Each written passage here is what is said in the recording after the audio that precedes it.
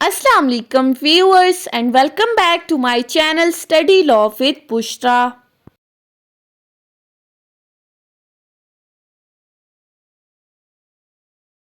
So we were discussing Civil Procedure Code 1908 and in this video we are going to discuss Order 11 of CPC.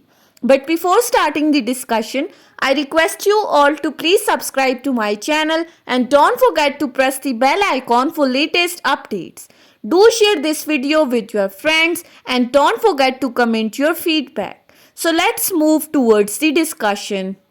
अपनी last video के अंदर हमने order 11 के part 1 को discuss किया था। आज की इस वीडियो में ऑर्डर 11 का हम सेकंड पार्ट डिस्कस करेंगे that relates to the discovery of documents.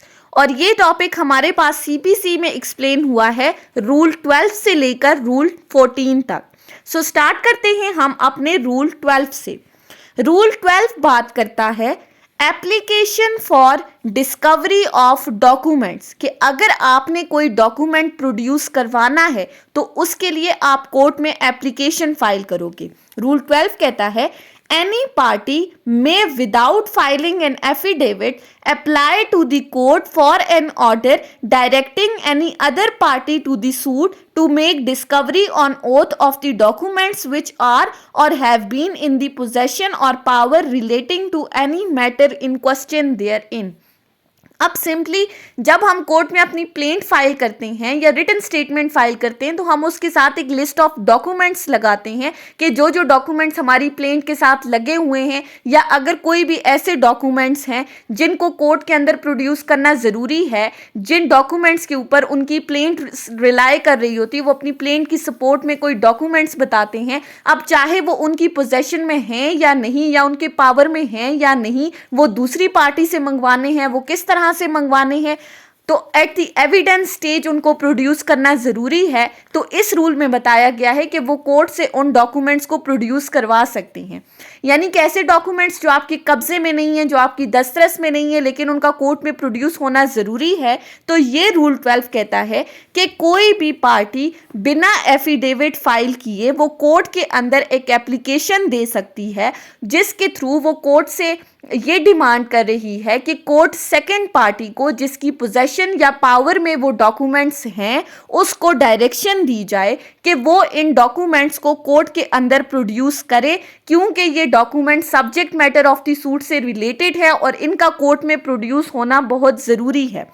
सो यहाँ पर जो वर्ड डिस्कवरी यूज हुआ है इट मीन्स कि उन डॉक्यूमेंट्स को प्रोड्यूस करवाया जाए।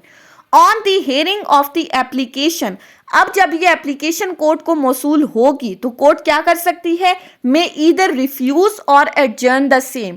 कोर्ट चाहे तो इस एप्लीकेशन को रिफ्यूज कर दे या इसको एडजर्न कर दे। अब वो रिफ्यूज कब कर सकती है, if he is satisfied that such discovery is not necessary or not necessary at that stage of the suit or make such order either generally or limited to certain classes of the document as may in its discretion be thought fit। जहां पर court को लगता है कि इन documents को produce करवाना ज़रूरी नहीं है या इस स्टेज ऑफ द सूट पर इस डॉक्यूमेंट्स की ज़रूरत नहीं है तो कोर्ट उसकी एप्लीकेशन को रिजेक्ट भी कर सकती है। या अगर कोर्ट को लगता है कि डॉक्यूमेंट्स को प्रोड्यूस करवाना ज़रूरी है तो वो उस एप्लीकेशन को अलाउ भी कर सकती है। तो यहाँ पर भी totally it is the discretion of the court to either allow the application or reject the application, that totally depends upon the power of the court. अब इसे रूल 12 के एंड में एक प्रोवाइजो अटैच की गई है और वो प्रोवाइजो क्या कहती है, provided that the discovery shall not be ordered when and so far as the court shall be of the opinion that it is not necessary either for disposing fairly of the suit or for saving the cost। Proviso में कहा गया है कि इस application को decide करते हुए court ने ये चीज़ देखनी है कि आया इस डॉक्यूमेंट को प्रोड्यूस करना इतना ज़रूरी है कि इसके बगैर केस का फैसला नहीं किया जा सकता। सो अगर कोर्ट को लगता है कि ये डॉक्यूमेंट इतना ज़रूरी नहीं है तो वो इसको प्रोड्यूस करने का ऑर्डर नहीं दे सकती, यानी कि वो आपकी एप्लीकेशन को स्ट्रेट अवे रिजेक्ट भी कर सकती है। सो रूल 12 बात कर रहा है ऐसे डॉक्यूमेंट्स की जो आपकी पोजेशन में नहीं है। अगर वो दूसरी पार्टी की पोजेशन में है तो कोर्ट से आप एप्लीकेशन के थ्रू उन डॉक्यूमेंट्स को प्रोड्यूस करवा सकते हो। नेक्स्ट है हमारे पास रूल 13। रूल 13 बात करता है affidavit of the documents. Rule 13 में कहा है The affidavit to be made by a party against whom such order is mentioned in the last preceding rule has been made shall specify which of the documents therein mentioned he objects to produce, and it shall be in the form number 5 in appendix C with such variation as the circumstances may require. Rule 13 कह रही है कि ऐसी party जिसके against last rule में जो application दी गई थी, अगर उस पार्टी को कोई भी ऑब्जेक्शन है इन डॉक्यूमेंट्स की प्रोडक्शन से रिलेटेड, यानी कि जो फर्स्ट पार्टी एप्लीकेशन दे रही है जिन डॉक्यूमेंट्स को प्रोड्यूस करवाने के लिए, सेकंड पार्टी को कोई ऑब्जेक्शन है, वो इन डॉक्यूमेंट्स को प्रोड्यूस नहीं कर सकती किसी भी वजह से या नहीं कराना चाहती, तो वो बाकायदा एक एफिडेविट कोर्ट के अंदर सबमिट करेगी और उस एफिडेविट में वो अपनी रीजंस मेंशन करेगी कि किस वजह से वो इस डॉक्यूमेंट को प्रोड्यूस नहीं करवाना चाहती, और ये जो एफिडेविट वो कोर्ट में सबमिट कराएगी। इसका तरीकाकार सीपीसी के अपेंडिक्स सी के फॉर्म नंबर 5 में बताया है कि जो आपने ऑब्जेक्शंस रेज करनी है वो इस ड्राफ्ट के अकॉर्डिंग करनी है जो इस फॉर्म में बताया गया है। नेक्स्ट है हमारे पास रूल 14। रूल 14 बात करता है प्रोडक्शन ऑफ द डॉक्यूमेंट्स। अब इस रूल में क्या कहा गया है? It shall be lawful for the court at any time during the pendency of the suit to order the production by any party thereto upon oath of such document in his possession or power relating to the matter in question in such suit, and the court shall deal with such documents when produced in such a manner as shall appears just.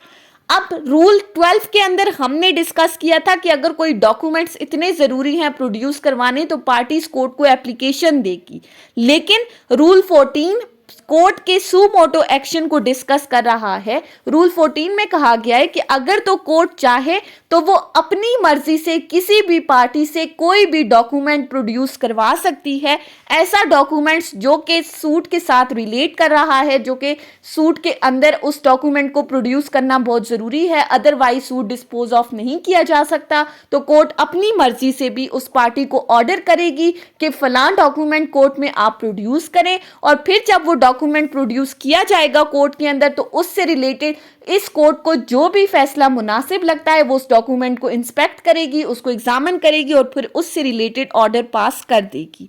सो ये थी हमारी आज की discussion order 11 के part 2 के ऊपर, discovery of documents, जिसमें हमारे पास 3 रूल्स को डिस्कस किया गया है कि कोई डॉक्यूमेंट जो आपकी पोजेशन या पावर में नहीं है लेकिन उनको प्रोड्यूस करना जरूरी है तो पार्टीज की एप्लीकेशन के ऊपर भी उसको प्रोड्यूस करवाया जा सकता है या कोर्ट सुमोटो एक्शन लेकर भी उनको प्रोड्यूस करवा सकती है। So that was all about today's lecture. I hope कि आपको ये लेक्चर समझ में आया होगा। अगर आपने इस वीडियो को अटेंटिवली सुना है तो अगर आपको ये वीडियो अच्छी लगी है तो इस वीडियो को लाइक करें, कमेंट करें और चैनल को ज़रूर सब्सक्राइब करें। Thank you so much for watching this video. Till then, अल्लाह हाफिज़।